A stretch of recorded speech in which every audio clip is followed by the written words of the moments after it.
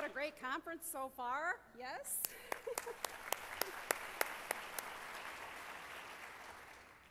I'm going to bend this down a bit, yes.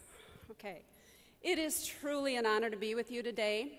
But before I start, I want to say one thing. Ariana, where were you 20 years ago to knock the demon out of my head because I stayed up baking all of those cookies until midnight? A lot of you probably did that as well. We come together to learn and to grow, both personally and professionally. Both of these parts of our lives are intrinsically intertwined, and let us be clear, this is a good thing.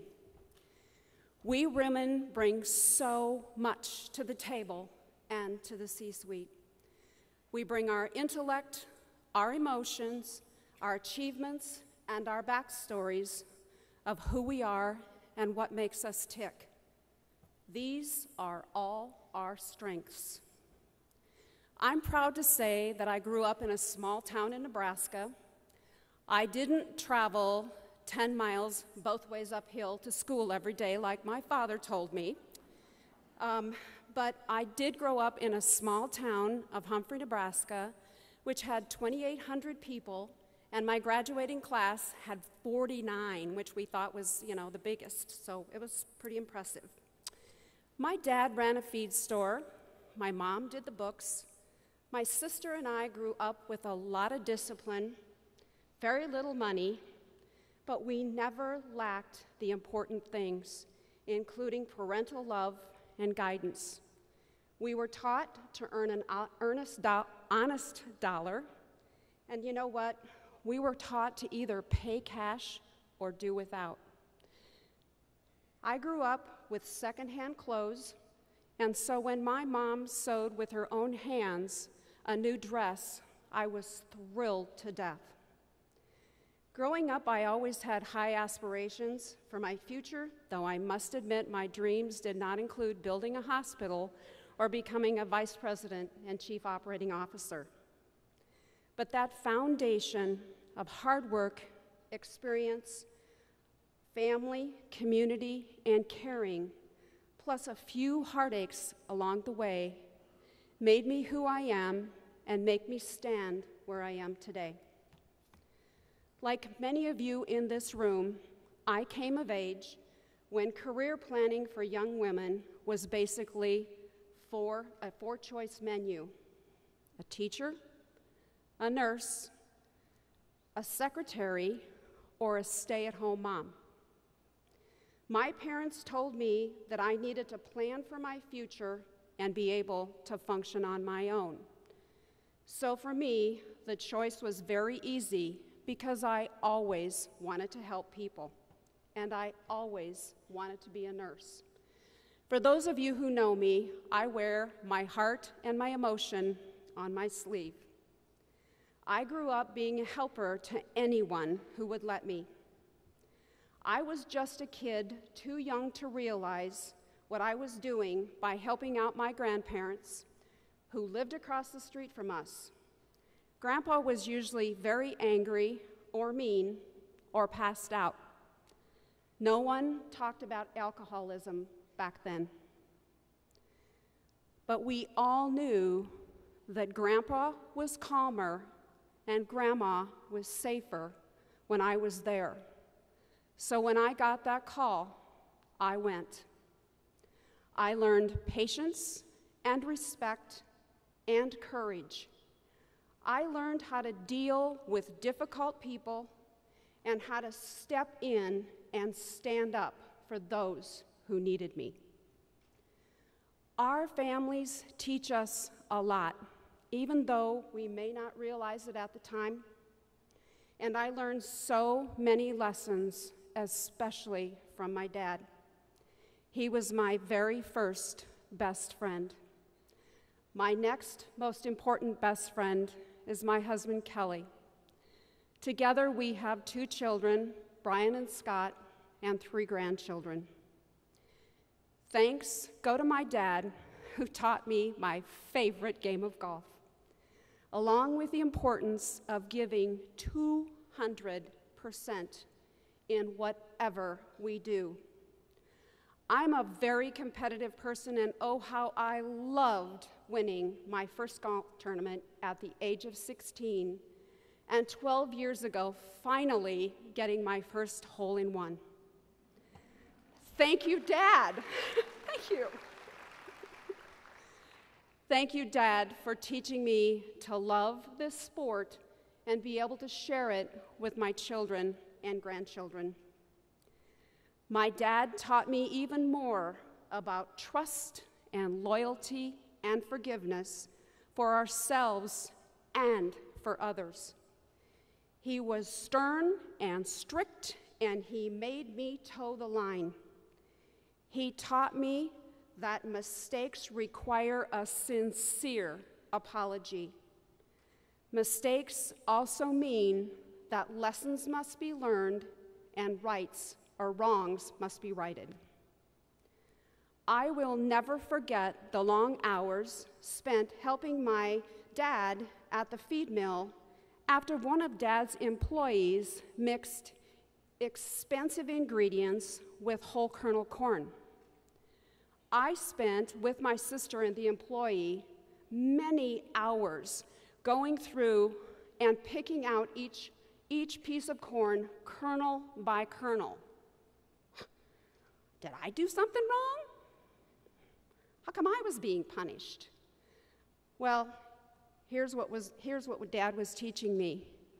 He was teaching me that mistakes can cost money, and they can be very expensive.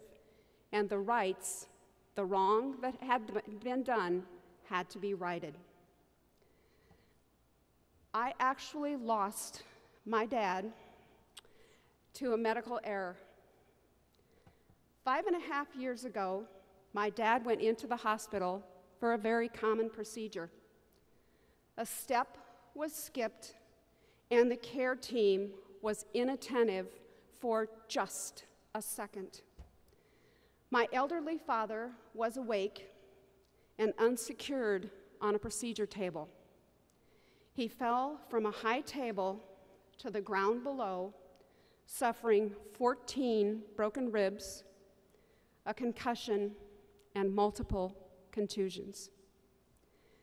Dad was in ICU, unable to draw a full breath of air. His entire body was blackened and blue. It was the beginning of the end, and he knew it.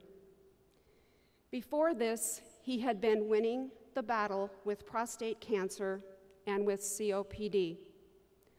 But that day, he looked up at me and he said, "Sue, I can't recover from this one." And he couldn't. I was told at his age and with his diagnosis that his life wasn't worth much. How dare anyone tell us what a life is worth? His passing taught me so much about loss and grief and what it really means to say, "I'm sorry." These two words are sometimes the most difficult to say, but they mean so much. We have to say them, and importantly, more than that, we absolutely have to mean them. I still long for the apology that I never received. I still want to make sure that this doesn't happen to anyone else. Losing Dad reinforced everything that I believe in about the quality of care. Of course, it should go without saying that every patient is someone's mother, father, sister, or brother, and that they deserve a complete and compassionate, safe, and expert care. I've learned about quality from both sides. As a family member, as a nurse, as a hospital administrator, and as a patient myself. Early on, I was a labor and delivery nurse, which was absolutely the love of my life. This specialty is the best of the best when the outcome is good, and the worst of the worst when something happens. But even at the worst of times, there is still so many ways that we can support these families. I was a labor and delivery nurse when I was pregnant, and everything went perfectly fine until I was about 34 weeks. When I suddenly doubled over with upper abdominal pain, soon I was curled into the fetal position against the pain, but my water hadn't broken, and this didn't feel like labor. In the emergency department, they confirmed I wasn't in labor. I wasn't dilated. I overheard them talking about my test results and the need to call a specialist. But why an oncologist? Why a bone marrow test? Did I have cancer? Was I losing my baby? I was ballooning up with fluid, my pressure was skyrocketing, and my condition was deteriorating, but no one was telling me what was going on. They reached my husband at home, telling him that he needed to come to the hospital. He'd been at work all day, and he asked, "Can I take a shower first?" "No," they said. There wasn't time. I eventually was diagnosed with HELLP syndrome, which is an obstetrical complication similar to preeclampsia that puts the lives and the lives of the baby and the mother at risk. Immediate delivery is the only condition or only treatment. I could expect a cesarean delivery, potential hysterectomy, an ICU visit, or worse. So when my husband arrived at the hospital and found the bed empty, he had every reason to fear the worst. Obviously, I'm here today. I made it through after the last rites and 13 units of blood. And oh, by the way, the average body only holds 10 to 12 units. I remember waking up in ICU because I had not seen my baby yet, saying, "Where is my baby? Where is my baby?" Our son Brian was fine, but I wasn't quite yet. And the hardest part of every single day was waiting that 15 minutes that I was allowed to see and hold my baby. Those were the rules back then. Obviously, we are way more patient and family focused today. Thank heavens for that. So this has become my number one mission: quality care that is patient and family centered. I've spent years learning and teaching how to implement quality improvement processes and create a culture that employs the best people to give the kind of care that we want for ourselves and absolutely all of our loved ones. Over the years, I've worked at almost every hospital in Omaha, and I've returned to school again and again to get 2 undergraduate and 2 postgraduate degrees, and I also hold a 6 Sigma black belt. You may have guessed I'm a slightly type A perfectionist. I continue to advance my knowledge and my skills, gather experience, and add to my leadership toolkit, as we are all doing today. And that puts me in a better position to make a bigger difference.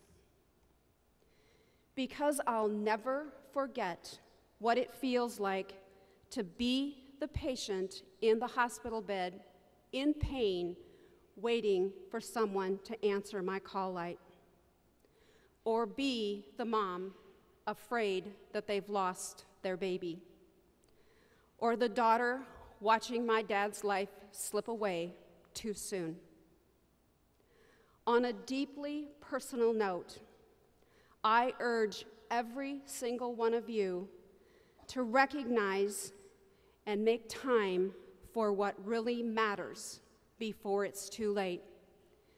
You must remember to seize every moment and every opportunity when you can, because you never know if you will have that opportunity again. There are so many things that I could have learned from my dad. There are so many things that I wish I would have asked my mom, whose mind is now lost to severe dementia and Alzheimer's. Please, I urge you, take the time.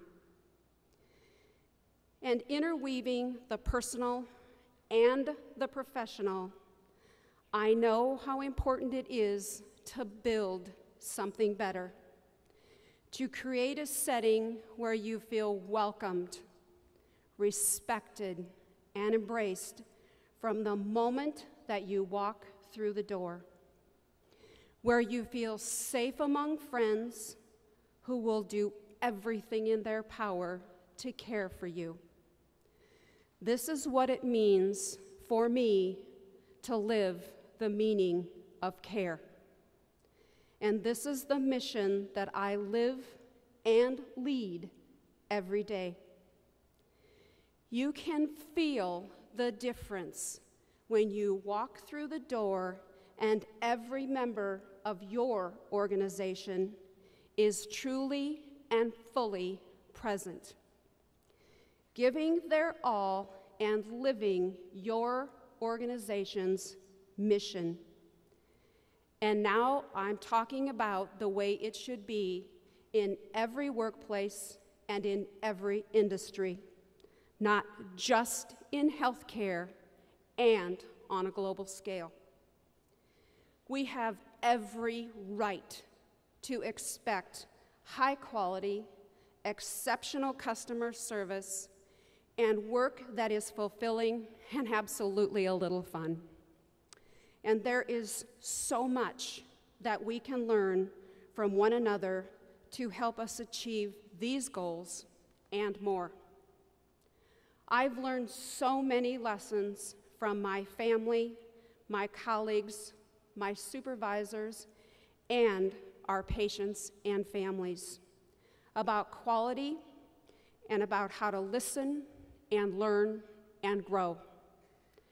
Every experience, the good, the bad, and yes, even the ugly, is a teachable moment to file away and to use for future. Some of the major lessons that I've learned have taught me about standing up for myself, picking myself up no matter how many times I get knocked down, and that while you cannot boil the entire ocean, you can each move a mountain with your team's help a little bit at a time. I know that it is possible when we believe in ourselves to meet and rise to our challenges, whether that's righting a wrong, leading a team, learning to read a blueprint, or even build a hospital. I've learned that at whatever point we may be in our personal or professional lives, we need to be true to ourselves and give 100%. Because as a woman, we are all smarter and tougher than we think. As the going gets tough, as one of my colleagues says, we need to pull up our big girl panties and forge on. And I would add one more thing. I want you to put on your own hard hat, and I want you all to stand up and be the powerful woman that I know you all are.